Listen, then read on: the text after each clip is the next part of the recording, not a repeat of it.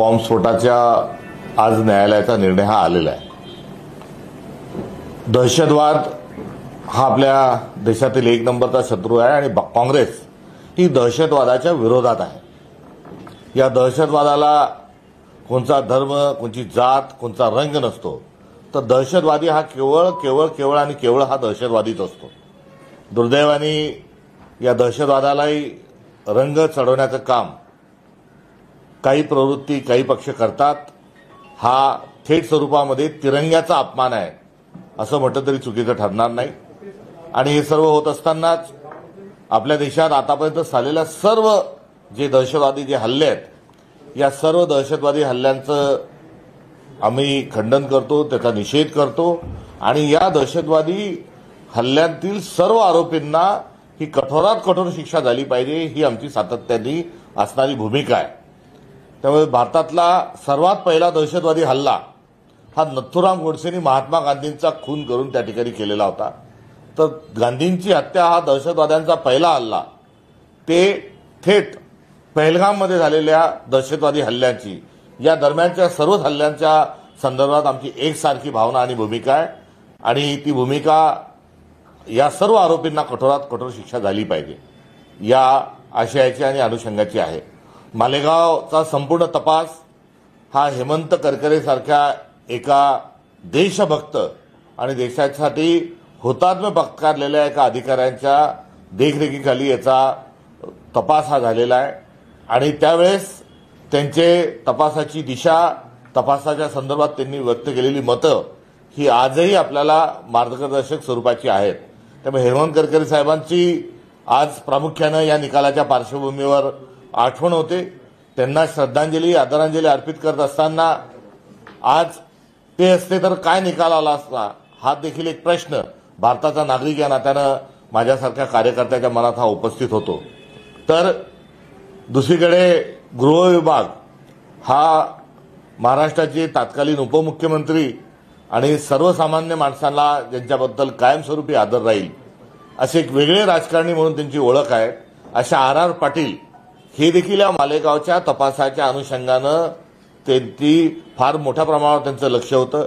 या तपासात आणि एकंदरीत या सर्व दहशतवादाच्या अनुषंगानं त्यांनी देखील रोज दैनंदिन स्वरूपाचा त्याचा अहवाल आणि त्याचा संपूर्ण आढावा ते नियमित स्वरूपात घेत होते आणि त्यावेळेसचा आर पाटलांची जी काही स्टेटमेंट होती आणि त्यांनी एकंदरीत जे मत व्यक्त केलं होतं, आज त्याही मताचा या ठिकाणी कुठे ना कुठे त्याचं स्मरण होत आहे आणि आर पाटील साहेब जरी आज असते तरी निकाल काय आला असता, हे मनामध्ये हाही एक प्रश्न, एक राजकीय कार्यकर्ता या नात्याने या ठिकाणी माझ्यासारख्या कार्यकर्त्याच्या पुढे हा उपस्थित होतो।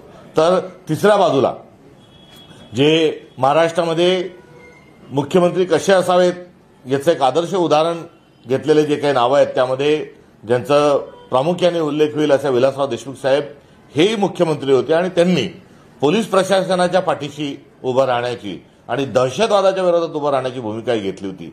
आज दुर्दैवाने ह्या त्रिमूर्ती, हे तिन्ही जे भले माणसं, मोठे माणसं आणि महान माणसं जे होते, आज हयात नाहीत आणि त्यांच्या हयात नसताना हा जो निकाल आलाय, या निकालाच्या निमित्तानं सर्वात आधी त्यांचं स्मरण करत असताना ते असतं तर काय निकाल आला असता याची आठवण या निमित्तानं प्रामुख्याने येते।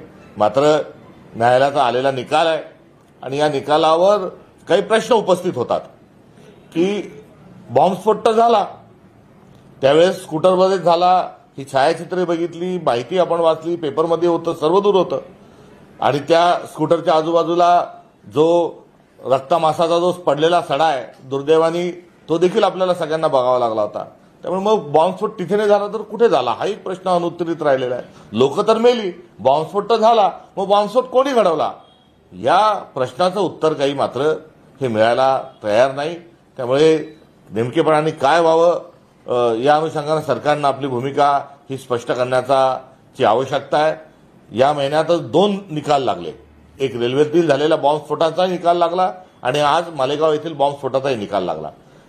मुंबईतील बॉम्बस्फोटाचा निकाल लागल्या सरकारने ताबडतोबीनं सुप्रीम कोर्टामध्ये जाण्याची भूमिका घेतली।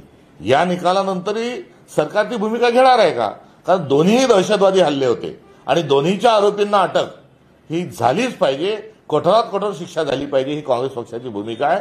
दुटप्पीपणा हा सरकारने कुठल्याही प्रकारचा हा करू नये, एवढंच या निमित्ताने सांगावं वाटतं. आजच्या निकालाच्या संदर्भामध्ये पूर्ण निकाल वाचल्यानंतर जरूर त्यावर आम्ही टिप्पणी करू. आमच्या पक्षातील जे कायदे तज्ज्ञ आहे त्यांच्याशी चर्चा करून या संदर्भात आम्हाला भूमिकाही आम्हाला ठरवता येईल. मात्र या केसच्या ज्या सरकारी वकील होत्या 2016-17ला त्यांनी ऑन रेकॉर्ड सांगितलेलं आहे की केस मला हलकी करायला सांगितली होती, हळू जायला सांगितली होती, असं ऑन रेकॉर्ड. त्यांचं नाव काय, ॲडव्होकेट रोहिणी जे आहेत यांनी सरकारी वकिलांनीच अशा प्रकारचं ऑन रेकॉर्ड सांगितलेलं आहे. त्यामुळे या निकालावर त्यांनी जे वक्तव्य दिलं होतं किंवा त्यांनी ऑन रेकॉर्ड ॲडव्होकेट रोहिणी सरकारी वकील यांनी जे सांगितलं होतं त्याचा परिणाम काही या निकालावर आहे का, हे देखील तपासून बघण्याची कुठेतरी आवश्यकता आहे. काँग्रेस पक्षामध्ये दहशतवादी हल्ल्याला बळी पडणारे आमचं नेतृत्व राहिलेलं आहे. महात्मा गांधी यांचा दहशतवाद्यांनी खून केला, इंदिरा गांधींचा दहशतवाद्यांनी खून केला, राजीव गांधींचा दहशतवाद्यांनी खून केला. त्यामुळे आम्ही दहशतवादाच्या विरोधात आहोत आणि दहशतवाद्यांना कठोरात कठोर कारवाई झाली पाहिजे, ही भावना आणि भूमिका या निकालाच्या प्रथमदर्शनी जो काही निकाल आलाय त्या अनुषंगाने या ठिकाणी आम्ही व्यक्त करतो.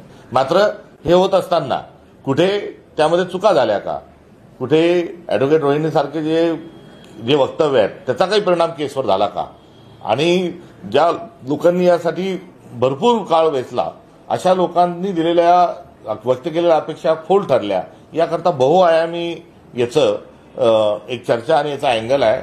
आणि त्या बहुआयामातला एक जो आहे तर त्यावेळेचे जे सरकार आहेत आणि निकाल लागतानाचे जे सरकार आहे यांचा हेतू आणि यांचं एकंदर असणाऱ्या जी मोठं सापरेंडी आहे या संदर्भात देखील चिंतन झालं पाहिजे.